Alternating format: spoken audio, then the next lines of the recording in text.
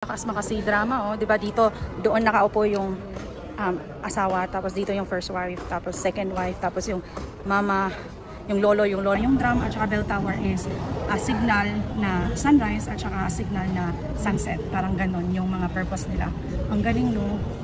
Kasi 'di ba dati walang orasan. At saka again, gusto ko lang i-remind yung mga taong nanonood dito na kailangan nyo yung laging dalhin yung passport nyo. Hello! So, inabot na to ng halos over a month itong vlog na to. But as you can see, nandito kami ngayon sa Xi'an. So, pagkadating namin talaga sa Xi'an, talagang lumabas agad kami, naghanap ng makakain. So, ayan, ako. Talagang hindi ko pinalampas yung free taste nito kasi it reminds me of something. Tumikin tayo ng sampo. Pero, kulang na lang ng latik para katong sa yung parang sa sa probinsya na kailangan mong lagyan ng parang latte. Yung parang hindi ko alam ba sa latte. Sarap.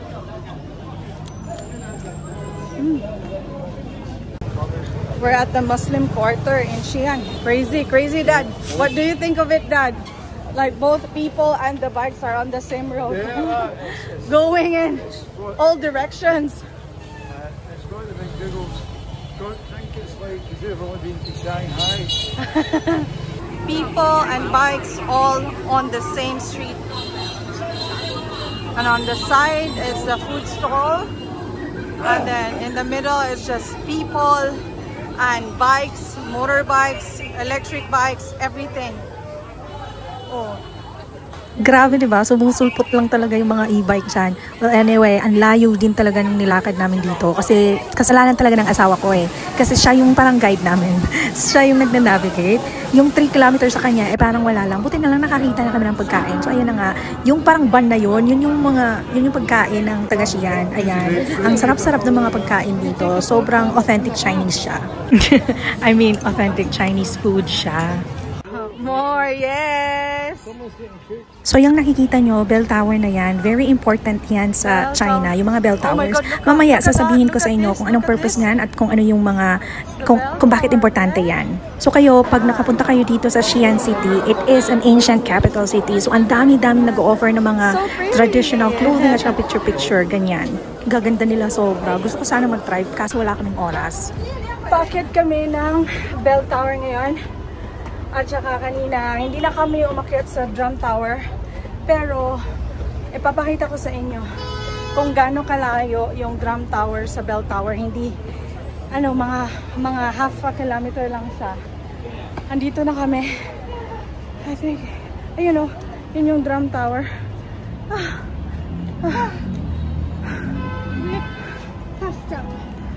Oh, wait, let's rest a bit.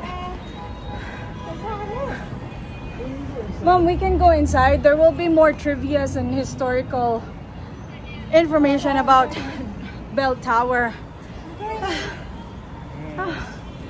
So, may paakyat, nakakapagod. So, yung entrance dito, 30 RMB para makapasok dito. Pero kailangan mong umakyat. Pahinga muna ako. Grabe. Lakas ng kabog. Ay, Diyos ko. So, ito na yung bell, pero nung binasa ko yung information niya, hindi pala yan yung legit na bell. Ewan ko kung saan na yung talagang legit na bell. So, ito na nga, pumasok na kami sa loob at saka ang daming historical information talaga. As a historical buff, talagang nag-e-enjoy talaga ako sa mga visit na ganito, pati mga museum kasi sobrang ang dami kong natututunan. Mahilig kasi talaga ako sa history at saka especially Chinese history kasi yun yung napapanood ko. Really interesting history kasi yung bell and drum tower pala is a symbol of capital city as we know, or if hindi nyo alam, Xi'an City is an ancient capital city of China. So that's why meron silang bell and drum tower. Yung drum is, I don't know kung magkabaliktad to. Yung drum at saka bell tower is a signal na sunrise at saka a signal na sunset. Parang ganon yung mga purpose nila. Ang galing, no? Kasi diba dati walang orasan. So ito yung ginagamit ng orasan na magsa-sunrise na, so makikinig sila kung drum tower ba or drum sound ba or bell sound ba, ganun. Interesting, di ba? Umakyat tayo sa pangalawang floor ng tower. So meron naman silang display dito na parang museum. Kakapagod. Hindi, talagang may purpose kung bakit tinawag siyang tower, di ba? Kasi talagang aakyat ka. Ang ganda ng mga colors dito, ganda ng mga details. Tapos yung mga artifacts na andito, ayan o. Kaso walang mga English description. Ah, ito meron. May iba, merong English. Oh, tamo na, merong line engraving techniques. Diba? O, tingnan nyo. Yung isa siya sa mga ancient way of paintings through stones. Ang galing. So, may techniques sila kung paano gumawa ng mga painting sa mga stones. Interesting, diba? Look. Ganyan.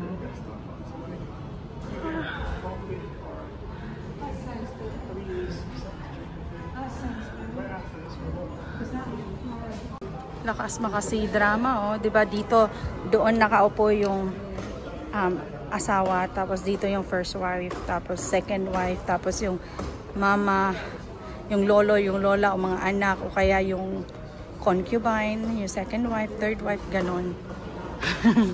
Diba ganito sa mga C-drama? Nandito yung bell tower, right? Ito, nandito tayo ngayon sa bell tower. Ayun lang yung drum tower. Ayun. So either yung drum tower is sunrise ba, magtutunog yung drums, or sunset, tapos ito naman tutunog ng either, basta ganon. Either sa kanila yung sunset or sunrise. Diba ang galing? Hindi sila magkalayo. Galing kami dun kanina pero hindi na kami pumasok. Ayun. Oh, diba? She's found friends. Oh, nakikipagkaibigan. The flowers are surrounding the tower. Very nice. Look at her. Mom, did you take enough photos, Mom? Did you take enough photos? Yes, I Oh, did. good. And I made sure I told you I was going for a photo. Ito yung steps na sinasabi ko sa inyo kanina. Imagine, marami yan. Paakyat, nakakapagod. Tapos yung sa mismong tower mismo, yung paakyat dyan, maraming steps paakyat dyan. So nakakaloka, diba? Yan. Hard work. Ano naman, parang senior friendly naman kasi may mga railings dito na pwede nilang kapitan. So okay lang. Tapos, pag pumasok kayo dito, parang tatlong security ata ito dito for ticket checking. Doon, ayan. Pa-exit na kasi tayo, tapos doon, dyan nyo i-scan. So mostly in China, kapag pumupunta ka ng tourist spots, ini-scan talaga nila yung mga dala mong gamit. Kasi bawal magpasok ng mga pinagbabawal ng mga gamit. So dyan nyo ipapasok. Tapos, yan yung bell tower in the evening. Tapos magla-light up siyang ganyan. O diba, ang ganda. Tapos, ito yung main entry nila dito. O diba? Hanggang doon. Zhonglujiang Station C. Yan. Line 2 and Line 6. Meron Zhonglujiang. Diyan kayo bababa. Bye-bye, Bell Tower. That's Bell Tower. And we're walking towards Drum Tower because our Didi, like the taxi in China, is waiting over there. It's 36 degrees right now, and it's almost 4 o'clock, and it's 36 degrees. Ang init, mga big, grabe. So ngayon, uuwi muna kami sa hotel, tapos magpapahinga. Tapos yung city wall kasi dito sa Xi'an, magko-close sila ng 10 PM. So late na kami lalabas mamaya. So mga 6:30 or 7 o'clock na kami lalabas mamaya kasi magpapahinga muna kami sa hotel. Tapos, kakain mamaya. Tapos, magsi-city wall na kami. So, yeah. I'll see you na lang sa city wall exploration mamaya. Tsaka, papaalam ko sa inyo kung magkano yung entrance ng city wall. Kasi itong drum tower at bell tower, each of them would cost 30 RMB. Pero hindi na kami papasok sa drum tower kasi maraming tao. Tapos pagod na kami talaga. Kasi diba, today, nag-travel kami. Maaga kaming nagising. 4 AM kami nagising. Umalis kami ng bahay ng 5 o'clock. Alam nyo yun. So, yeah, ang init. Grabe. See you later. So, kung gusto nyo mag-drum tower, ito yung entrance. Over there, Dad! Tapos, baba kayo dyan. Tapos, may mga food stall dyan. Tapos, nandun na at the end of this one, andun na yung square. Tapos, Starbucks. Tapos, ayun, doon yung green na ano dyan, roof. Yan yung bell tower. Tsaka, ito yung drum tower. Ayan. Maraming kainan dito. Maraming mga maiinom. So, okay lang. Lakaran lang talaga dito sa China. Lakaran yung mga tourist spots talaga. So, maghanda kayo. Ihanda yung mga paan nyo. Kasi talagang lakaran. Mapapasubo kayo sa lakad. Kasi ang lalaki ng mga tourist sites nila. Ayan. At saka again, gusto ko lang i-remind yung mga taong nanonood dito na kailangan nyo yung laging dalhin yung passport nyo kasi yun yung ticket nyo, okay? So, lahat ng mga nabili nyong ticket online kasi nakalink na yan sa passport nyo. So, nililink na lang nila yung ticket nyo sa passport nyo. So, bali yung passport nyo na yun na, ay, grabe. So, bali yung passport nyo, yung ticket nyo na. Parang ganon. So, makalimutan na lahat. Pag lumabas kayo ng hotel, wag lang makalimutan yung passport nyo, ha? Kasi importante talaga yung passport, okay? Andito na yung car namin. Andun. Ayan na yung bell tower. Galing tayo dyan kanina eh. Pero we just walk past that kasi pauwi na sana kami ng mga 2:00. Pero kasi sabi namin, malapit lang kami sa bell at saka drum tower. Napaano na tuloy kami, napatigil kami sa bell tower. So, uwi na tayo. Let's go.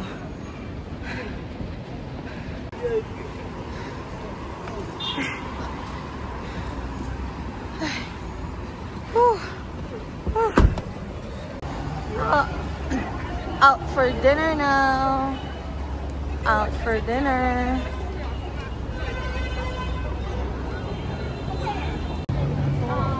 Is it in a mall? Yes, it's in this mall. We're off to an Indian restaurant. Indian B1, basement 1. Okay, down there. We're having Indian food for dinner. Right. Mom, careful.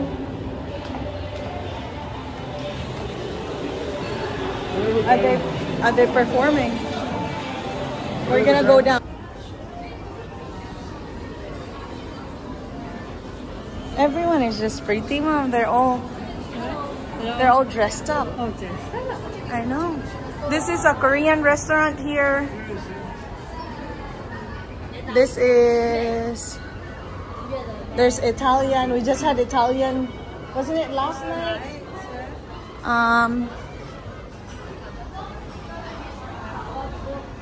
Oh, here.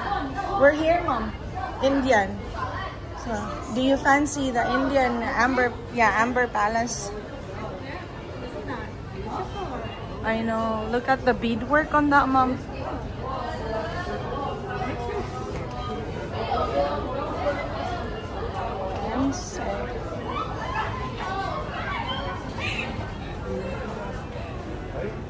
I like it.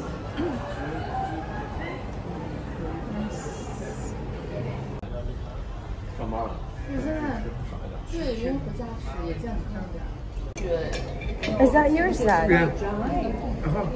It's really cooked like that. Dry. It's usually dry.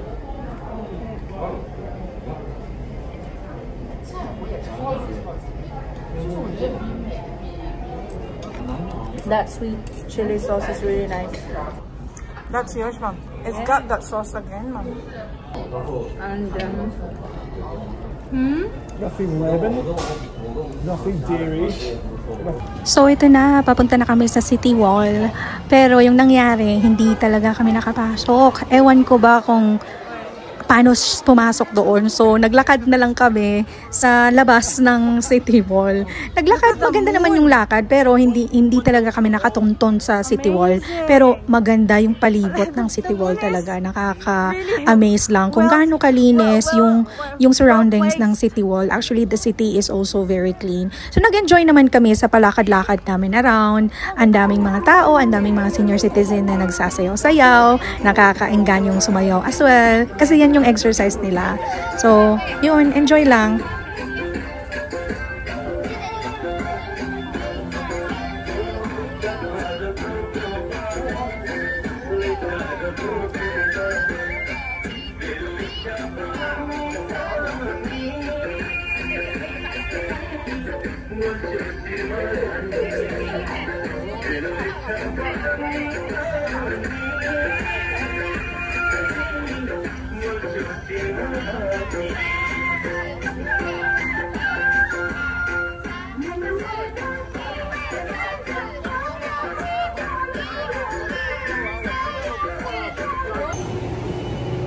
Good night, Xi'an.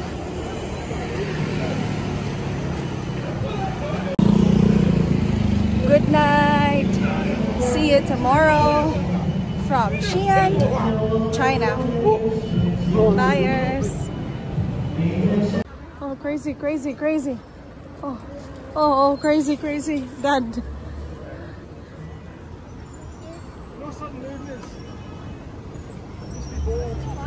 Maintain speed. Don't go on view.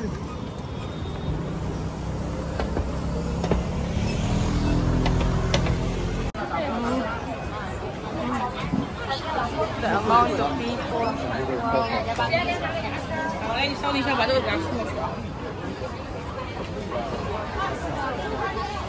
That's the cumin, Mom. A spice.